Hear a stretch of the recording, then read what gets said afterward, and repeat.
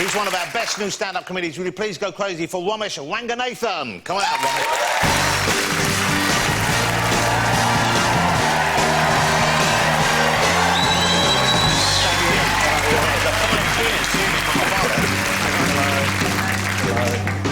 Romesh, so excited to have you here. Thank you for coming on the show. Thank you for having me. We actually share the same name. Do we?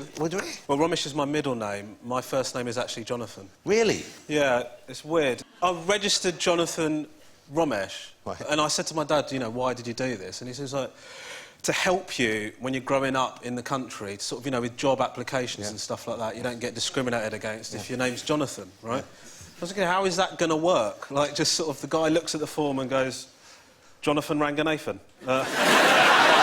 Must be a white guy. You know? And then what would happen at the interview is the next question, isn't it? Gently like, you Jonathan Ranganathan? Yeah. What's going on here? Oh, sorry, I've been on holiday. For ages. Well, speaking about ages, that must have taken a while to grow that fabulous beard that you're sporting there. Yeah. And this is the thing now, all the young men seem to have beards.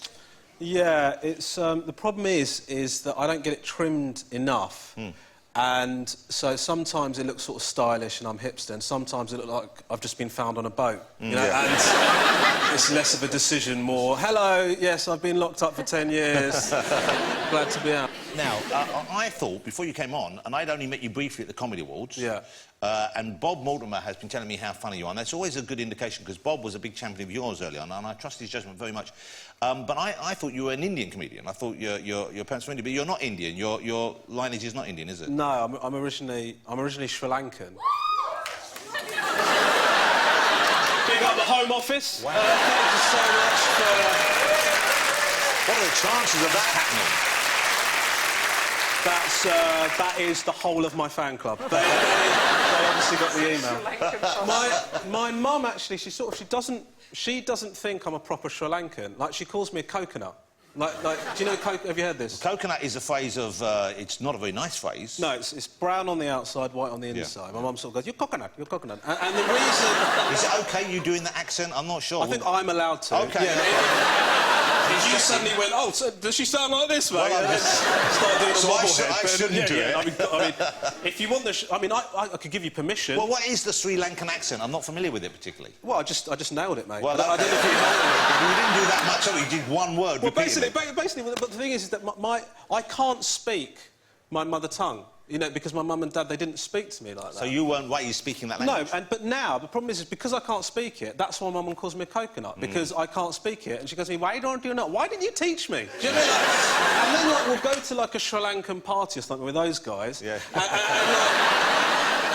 and she'll slag me off, she'll slate me to a Sri Lankan friend. In Sri Lanka? Yeah, she'll go, coconut, and I'm like, no.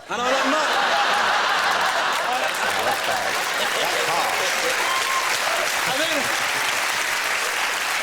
And then I said to Mum, I sort of know what you're saying. And then she'll try and code it up. You know, like, bounty, whatever. I know what bounty is. All right, Mum. Making it worse, if anything. Exactly, yeah. The code isn't working. Kinder surprise. OK, Mum. You've nailed it. Well done. Now, I don't know whether your parents raised you this way, but you are a vegan. It's nothing to do with my parents. It's just something I wanted to do. You know, I was vegetarian for ages, and a few years ago I said, you know, I wanted to become vegan. And I said to my wife, I'm thinking about becoming vegan. She said to me, you know, well, you can't, dickhead. Like she said, nobody is going to invite us round for dinner if you're going to do that. It's tough cooking for the vegans, and it's tough. It's basically hummus, isn't it? Is it? Yeah. The thing is, you know, sometimes I wish I wasn't told. It happened to me. I was at a wedding. I was eating onion bhaji's. Do you like an onion bhaji? Man, look at me. Do you think I do not like an onion bhaji? You like an onion bhaji? Love it. Love One an of my onion 5 a bhaji. day, an onion bhaji. Yeah. So I was smashing through some onion bhaji's, and I just thought, do you know what? These are so good. Why are people eating meat? I love myself a bhaji. I said to my mate, aren't these onion bhaji's amazing? He said, yes, mate, but they are lamb pakoras. And I thought, I've done it now, so I had another 3. And the other thing, you know, the big issue is pizza. Yeah. You know, you can't... Pizza is... How can you survive without these things? This is what I've got, you know, this is what... As soon as you say to someone you're a vegan, what do you have? Just water, getting bread. Absolute nightmare, I can't believe... You know what I've got? Compassion. All right, guys? But it is difficult. But like, you know, like I ordered a pizza. Yeah. You can eat you can ask them. You can say to them, I don't want cheese, and then they go. They look at you like a pizza without cheese is like trying to get someone to accept Scottish money. You know, like it's. Can I have a pizza without cheese? Sorry, it sounded like you said without cheese. Is that really what you want? You know, and then it's difficult. You could go to McDonald's and just have the bun, couldn't you? that would, what a meal. This is the kind of thing I'm talking about. Do you know what I mean? I'd go to his house for dinner. Got you a bun. Just put some citrus fruits in it. Hope you enjoy.